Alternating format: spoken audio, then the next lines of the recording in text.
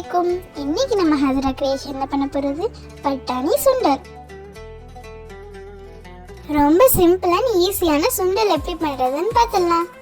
பச்சை பட்டாணியோ இல்லைன்னா வெள்ளை பட்டாணியோ வேணுங்கிற அளவு 6 மணி நேரம் ஊற விட்டு வச்சுக்கலாம்.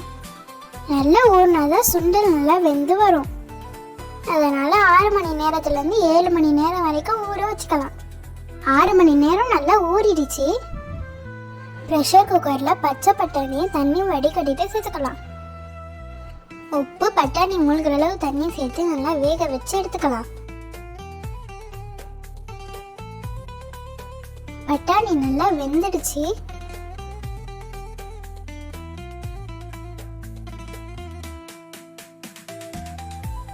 ஃபைவ் டீஸ்பூன் கடலை மாவை கட்டி இல்லாமல் கரைச்சி வச்சுக்கலாம்.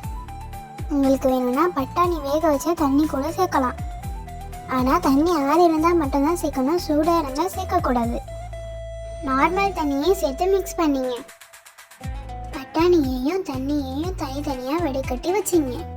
ஒரு பேனில் வேக வச்ச பட்டாணி, 2 டேபிள் ஸ்பூன் அளவு பட்டாணி வேக வச்ச தண்ணி சேர்த்து மஞ்சள்தூள் 1/2 டீஸ்பூன், மிளகு ஜீரகத்தூள் 1 டீஸ்பூன், மிளகாய்த்தூள் 1/2 டீஸ்பூன் சேர்த்து நல்லா கலந்து விடுங்க.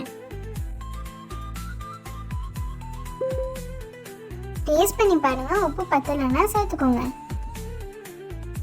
கரைச்சி வச்சிருக்க கடலை மாவை சேர்த்து கைவிடாமல் கலந்து விடுங்க.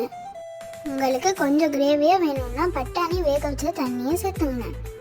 தெருகளில் விற்கிறது ட்ரையே இந்த பதத்தில் தான் இருக்கும்.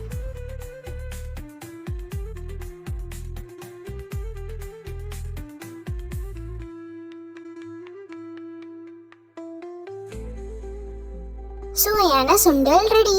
சுண்டலுக்கு இன்னும் டேஸ்ட் கொடுக்க வெங்காயம், கேரட், மாங்காய், பச்சை மிளகாய், மல்லி, புதினா, லெமன் பிரிஞ்சு விட்டு பரிமாறுங்க. உங்களுக்கு வேணும்னா தேங்காய் கூட சேர்க்கலாம். தெருகளில் வர சுண்டல் டேஸ்ட் அப்படியே இருக்கும். ட்ரை பண்ணிட்டு கமெண்ட் பண்ணுங்க. உங்களுக்கு இந்த வீடியோ பிடிச்சிருந்துச்சுன்னா மறக்காம நம்ம சேனலை லைக் பண்ணுங்க, ஷேர் பண்ணுங்க, சப்ஸ்கிரைப் பண்ணுங்க.